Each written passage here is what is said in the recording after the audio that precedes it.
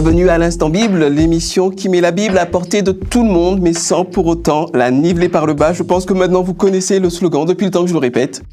Et nous continuons cette semaine notre périple avec Joseph, qui de fil en aiguille, de péripétie en aventure, va finir par se retrouver Premier ministre de l'Égypte.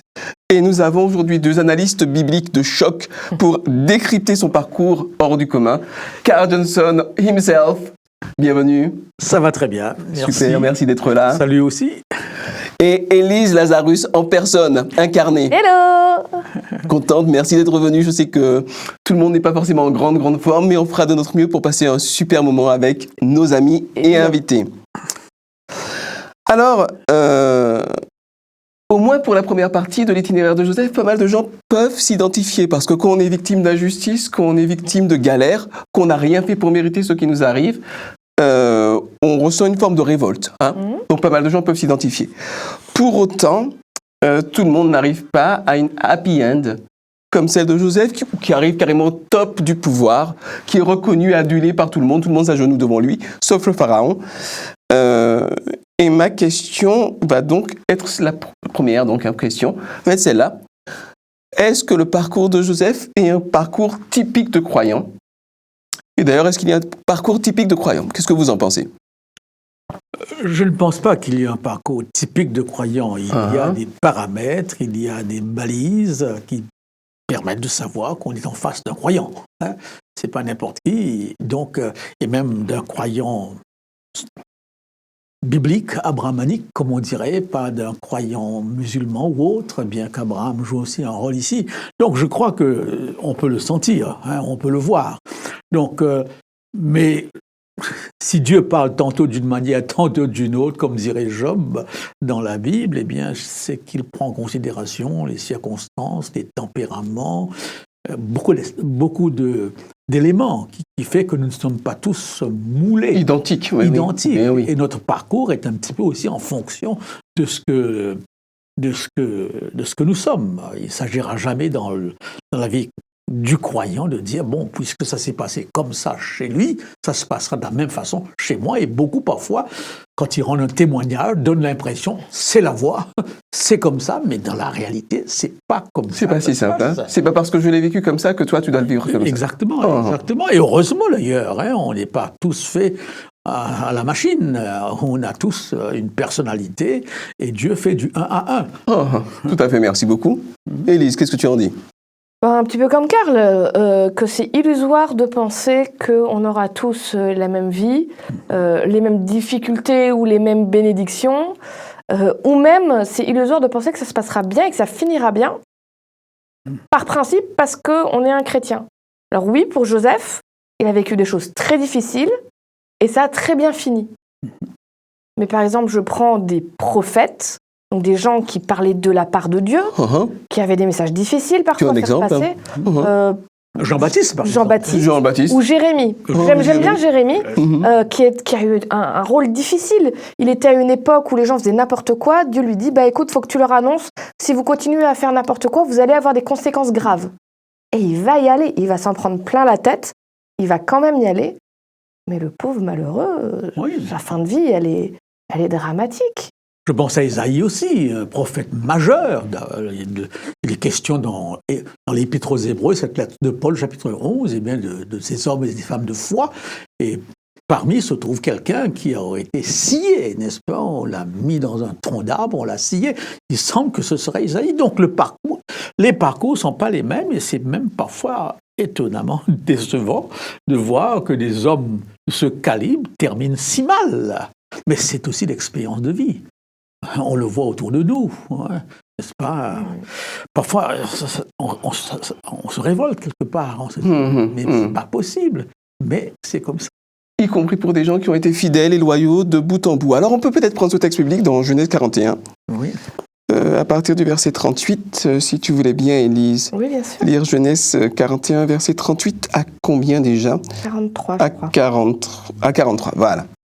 Le Pharaon dit aux gens de sa cour, « Pourrions-nous trouver un autre homme comme celui-ci qui a en lui le souffle de Dieu ?»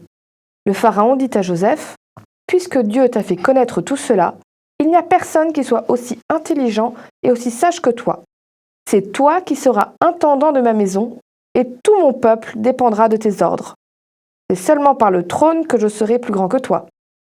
Le Pharaon dit à Joseph, « Regarde, je te nomme intendant de toute l'Égypte. » Le Pharaon retira de son doigt la bague à cacher et la mit au doigt de Joseph. Il le fit revêtir d'habits de fin lin et lui mit un collier d'or au cou. Il le fit monter sur le second de ses chars. On cria devant lui, « Abrek !»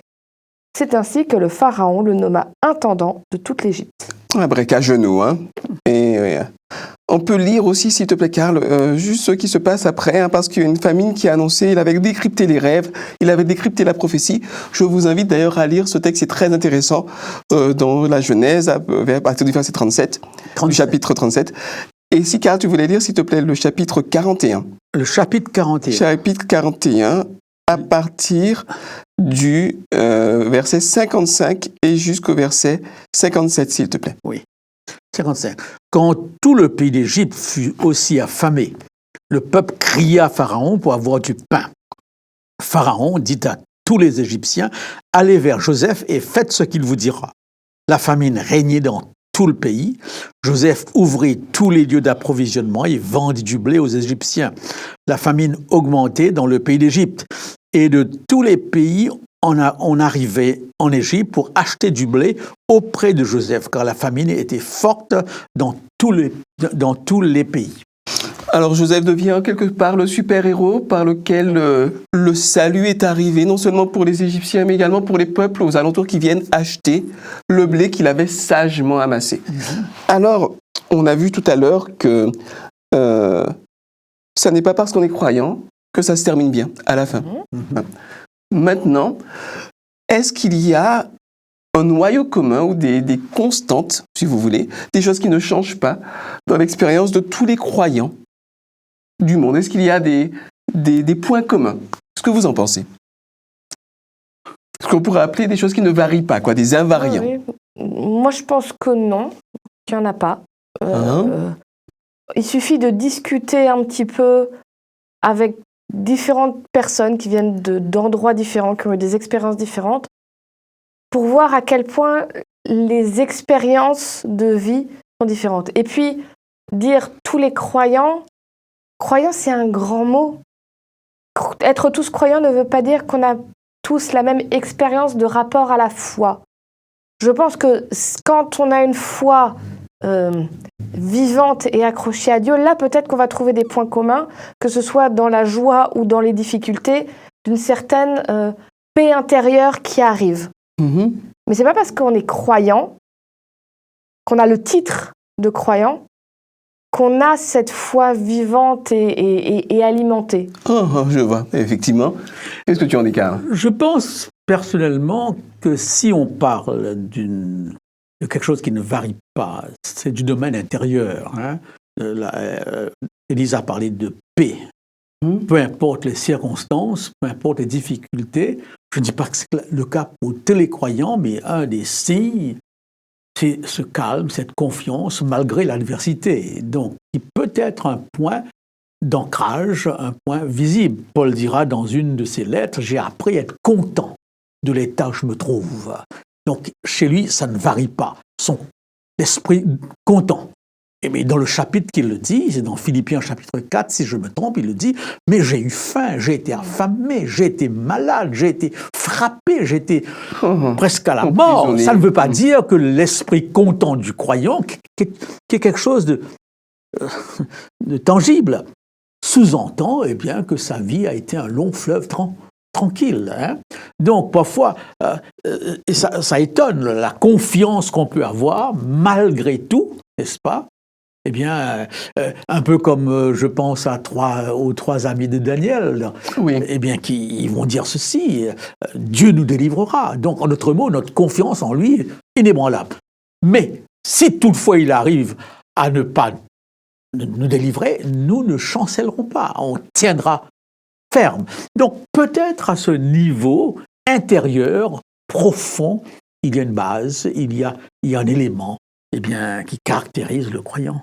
Mais alors, est-ce qu'un chrétien, ce serait pas un petit peu un imbécile heureux? Un croyant, c'est pas un imbécile heureux qui est en train de galérer, en train de mourir de faim ou de froid, et qui dit, mais j'aime Dieu, tout va bien? Est-ce que c'est un petit peu...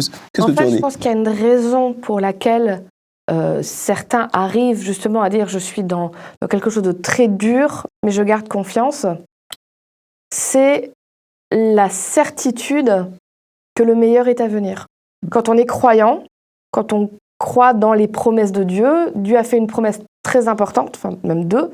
La première, c'est je vais revenir, mettre un terme à la souffrance. Et la deuxième, c'est en attendant que je revienne, je serai avec vous tous les jours. Et quand tu as ces deux promesses-là, c'est-à-dire je suis dans quelque chose de difficile, je suis dans la difficulté, je suis dans la maladie, je suis dans les problèmes, je suis dans les angoisses, etc.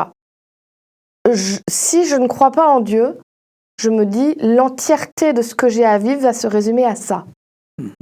Si je crois en Dieu, je sais que sans diminuer du tout la difficulté de ce que je vis là, ce n'est pas le moment le plus important de mon existence, parce que l'éternité arrive. Donc, c'est un moment de grande difficulté, mais je sais qu'il y a du mieux qui arrive derrière dans cette vie ou quand Jésus reviendra. Et en plus, on rajoute le fait de dire, l'une des choses les plus terribles quand on vit des choses difficiles, c'est de se sentir seul. Seul parce que personne ne peut comprendre ce que je ressens à ce moment-là. On peut même très bien entouré. Je te donne un exemple. Moi, j'ai expérimenté la maladie. J'ai été entourée de plein de personnes formidables. Des amis, de la famille qui étaient là. J'étais très bien entourée, mais j'étais quand même seule face à ma maladie. Parce que même s'ils essayaient d'être présents, ils ne pouvaient pas comprendre ce que je ressentais. La douleur que j'avais, ils ne l'avaient pas expérimentée. Et l'idée de me dire, Dieu, lui, est capable de comprendre et de conceptualiser ce que je vis là, et a décidé de m'accompagner là-dedans, et d'être une oreille attentive, parce que, à nouveau, tu es malade, une maladie longue, t'as beau avoir des amis, tu sais qu'à la 20e fois où ils te demandent « Alors ça va aujourd'hui ?» et que si tu réponds honnêtement « Ben non, j'ai mal », tu vas les lasser. C'est normal, c'est humain, même si c'est des très bons amis. Oui, ils vont accommoder au bout d'un moment, ils vont même plus entendre. Au bout d'un moment, ok, on a compris. Mais à Dieu, je peux lui dire 200 fois s'il faut. J'ai mal, je vais pas bien, j'ai pas le moral, c'est difficile. Avoir quelqu'un réellement à qui on peut dire sans filtre ce qui ne va pas et ce qui va, ça change beaucoup de choses. Je comprends. Je vais dans le même sens, mais je regarde la chose sous un autre angle. Il y a un enseignement clair dans la Bible qui est aussi un fait d'expérience qui consiste à vivre sur deux plans à la fois. Le plan du maintenant et le plan du plus tard. Et c'est une réalité chez le croyant. Et il passe d'un plan à l'autre, n'est-ce pas? Et il voit plus loin que sa condition actuelle. Immédiate. C'est un mystère parfois pour le païen. Christ en vous, dira Paul, mystère pour les païens. Comment peux-tu, dans cette situation, voir plus loin? Et ça, c'est une réalité qui ne peut pas l'imposer à qui que ce soit, mais il faut qu'on la vive, n'est-ce pas? Et je crois qu'à ce niveau, je crois que c'est Paul Claudel, Élise avait cité une fois, qui disait, mais le Christ n'est pas venu pour nous enlever la souffrance, mais pour nous assurer sa présence. Donc le sentiment de la présence dans la difficulté, dans les épreuves, est quelque chose de vrai. Même si on arrive à se dire, mais si tu es présent, change les choses. Oui, mais on voudrait bien. On voudrait bien, soyons clairs. Mais on projette aussi sa vie sur plus tard. Plus tard. Alors, soit c'est un fantasme. On a un horizon, quoi. On a toujours un horizon. Soit c'est un fantasme, ou c'est une réalité. Dans ma vie, c'est une réalité de voir plus loin et de me dire, bon, c'est dans ce sens qu'on est prêt à supporter les épreuves. À supporter tout. Mais comme il y a même ce un fantasme, que ça fait du bien d'avoir un horizon et de regarder au-delà de la circonstance immédiate. Exactement. Mais alors... De façon un peu scientifique. Alors, j'aime pas les expériences faites sur les animaux, ça me met très mal à l'aise. Mais là, autant l'expérience en elle-même me déplaît, autant je trouve qu'elle nous apprend quelque chose. Donc, il y a des scientifiques qui ont pris des souris, ils les ont mis dans des cuves d'eau desquelles elles ne pouvaient pas sortir. il n'y avait rien pour s'agripper. Donc... Et ils ont regardé combien de temps elle tenait avant d'arrêter de se débattre, de nager. Je trouve très cruel. Ça l'est, indubitablement. Voilà, ça l'est. Mais ce qu'ils ont fait, c'est que donc ils ont regardé combien de temps elle tenait. Ensuite, ils ont pris d'autres souris qu'ils ont mis dans l'eau, qu'ils ont laissé un moment en train de... Et puis, quelqu'un les a attrapés et sortis. Ils ont attendu un peu et les ont remis dans l'eau. Et ils ont constaté qu'elles tenaient presque 2 fois plus longtemps après, parce qu'elles avaient intégré l'idée que quelqu'un va venir me sauver, donc il faut que je tienne encore. Ouais, c'est intéressant. C'est extrêmement cruel, mais ça explique aussi beaucoup de choses. Cette certitude qu'un chrétien a, que quelqu'un vient me sauver, donne une force de résilience quand l'épreuve arrive. Parce que justement, comme je disais tout à l'heure, on sait que l'horizon, c'est pas juste ce qui se passe là. Ça va plus loin, donc tiens encore un peu parce que le secours arrive. Mais alors, ces prédicateurs de toutes les religions d'ailleurs, qu'elles soient monothéistes, polythéistes, mais qui vous disent que la divinité va intervenir, que si vous accomplissez le bon rite, si vous avez la bonne attitude, si vous avez peut-être les bonnes formules ou le bon livre sacré, que la divinité va régler vos problèmes de fertilité, de santé, de famille. Finalement, est-ce que ce sont simplement des charlatans? Qu'est-ce que vous en pensez? Il n'y a pas de langue de bois, hein, je veux dire, on se dit les choses. Hein. Moi, je ne suis pas dans cette perspective de ce que j'appellerais théologie du vaudou. Ah oui, la sorcellerie. Ma relation avec Dieu ne se limite pas, ne comprend pas cet aspect où, en suivant un programme établi, en respectant certaines choses, et bien automatiquement, Dieu est avec moi. Bien sûr, comme c'est le cas de la famille, dans la mesure où on se plie à certaines choses, bien, les choses sont plus faciles ou plus simples, où il y a une cohésion, une cohérence. Mais je ne suis pas du tout dans cette... La théologie du vaudou, je me souviendrai de cette expression-là qui définit bien les choses. Tout à fait. Un Dieu magique, un Dieu... Et c'est ce Dieu que nous cherchons, n'est-ce pas? Qu'on peut domestiquer en faisant des choses, hein, soit des dons ou autres, mais en faisant des choses, et parfois des choses atroces, telles que sacrifier son enfant, et même le Dieu chrétien n'entre pas dans ce cadre, à mon point de vue. C'est tout à fait amoral, effectivement, merci. Tu as dit sans langue de bois. Je pense qu'il y a de tout. Je suis persuadée que certains prédicateurs qui prêchent ça en sont intimement convaincus. Toi, tu appelles ça la théologie du vaudou. Moi, je connaissais ça sous l'évangile de la prospérité. Oui, voilà. C'est-à-dire promettre que si tu crois en Dieu, si tu es un bon chrétien, forcément, tu vas être très riche, tu auras une belle voiture, tu auras une belle épouse, tu auras plein d'enfants. Voilà.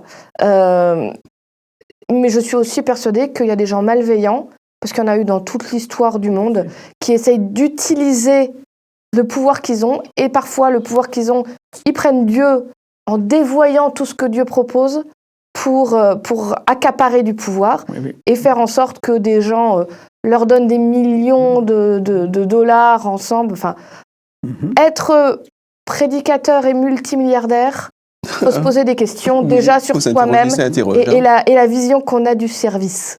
Oui. Voilà. Après, c'est peut-être un jugement de ma part, hein, mais voilà. Mais on a le droit de penser. Voilà.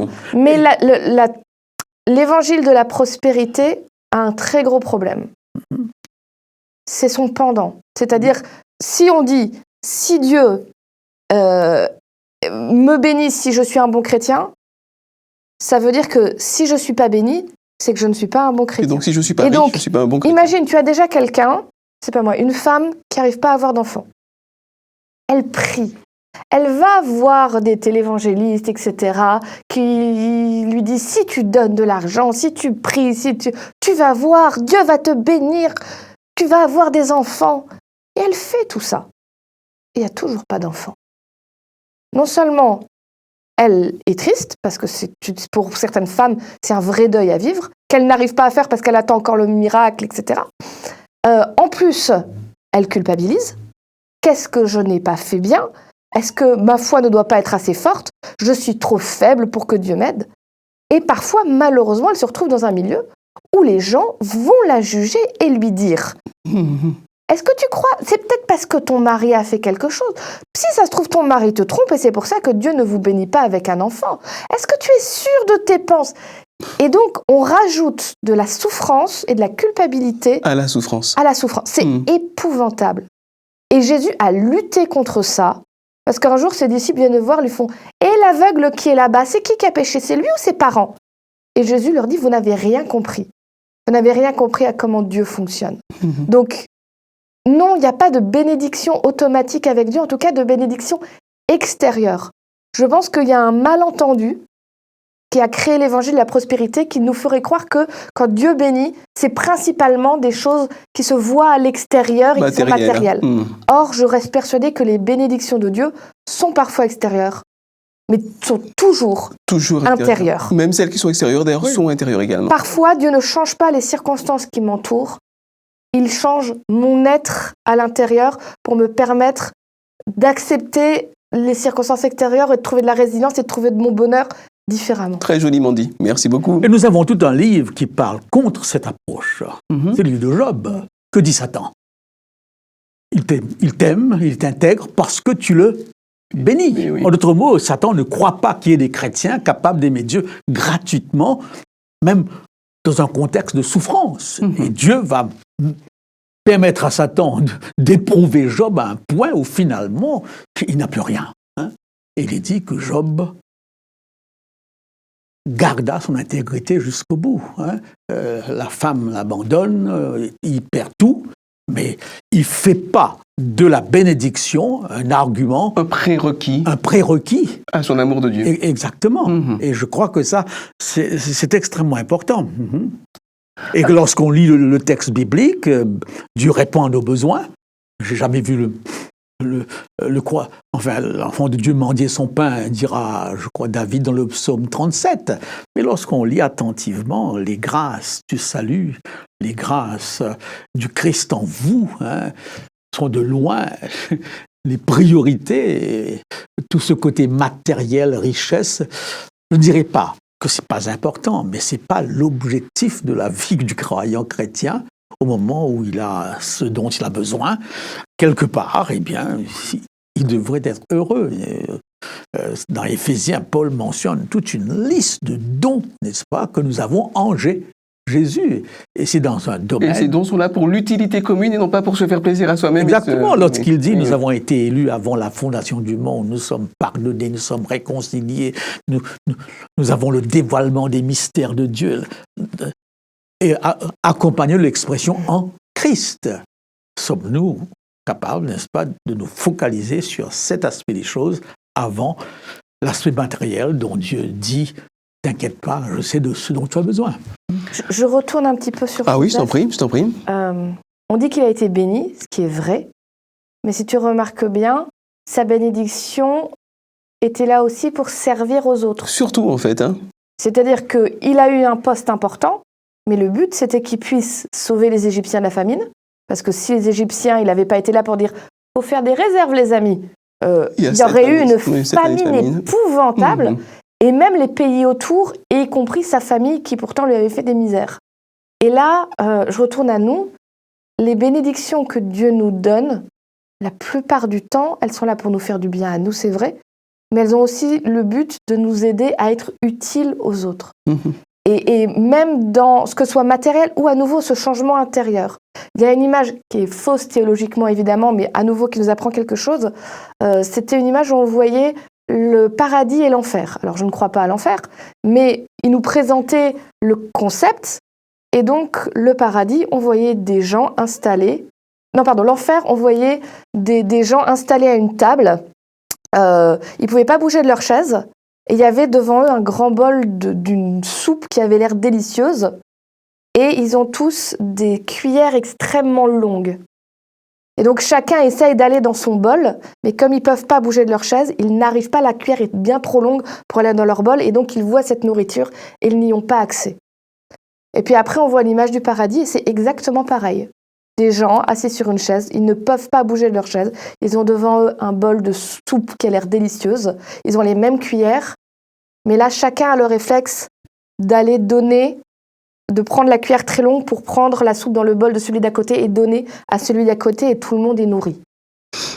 Et moi, ce que ça m'apprend, c'est ce que Dieu veut faire croître en nous, c'est le désir de faire du bien à ceux qui sont autour de nous et de nous défocaliser de nous-mêmes, de nos problèmes, de notre nombril, de notre ego, pour aller vers comment je peux être utile à moi-même, parce qu'il faut s'aimer soi-même, mais aussi Au-delà de moi-même. au-delà de moi-même, à ceux qui m'entourent pour leur faire du bien. Tout à fait. Et je crois que l'histoire de Joseph, par rapport à cette famine, est parlant. Nous vivons une période difficile où on nous annonce, par rapport à cette guerre en Ukraine, des famines inimaginables, n'est-ce pas? On verra bien. Et dans tous les pays du monde, au niveau des grandes instances, l'ONU, l'Europe, on cherche des hommes sages et des femmes sages qui sauront comment gérer tout cela, n'est-ce pas? Et heureux donc les gouvernements qui ont des ministres assez intelligents pour savoir, dans cette situation, comme Joseph, quoi faire, comment faire. Et je crois que c'est parlant, parce que Joseph est un leader. Joseph a un don de gestion, n'est-ce pas? Il voit plus loin que les autres. Et là, il arrive à imposer certaines choses afin que tout à chacun puisse être nourri et que le pays ne soit pas complètement Ravagé par la famine. Parce qu'il y a des pays qui sont ravagés par la famine, très souvent par des erreurs gouvernementales, n'est-ce pas, où les gens qui étaient à la tête n'ont pas trouvé la solution, ou alors n'ont pas cherché la solution. Oui, parfois, ils étaient trop occupés à se mettre plein les fouilles. Exactement. Combien de pays sont appauvris par ce genre de gestion, où ceux qui sont à la tête s'enrichissent aux dépens des autres. Alors, mes amis, vous l'avez compris, nous réfutons vertement la théologie de la prospérité ou bien la théologie du vaudou, mais nous croyons fortement à la magie, la double magie, celle de la présence de Dieu qui, au-delà de nos circonstances immédiates, de nos difficultés réelles, nous permet de vivre une paix, une sérénité et d'avoir un horizon vers lequel regarder et vers lequel marcher. Et puis la deuxième magie qui est la magie de dépasser son horizon personnel pour justement faire du bien aux autres, comme Joseph l'a fait. Pas besoin d'être Premier ministre, pour cela vous pouvez le faire là où vous êtes, dans votre environnement. Que Dieu vous garde et à bientôt. Au revoir.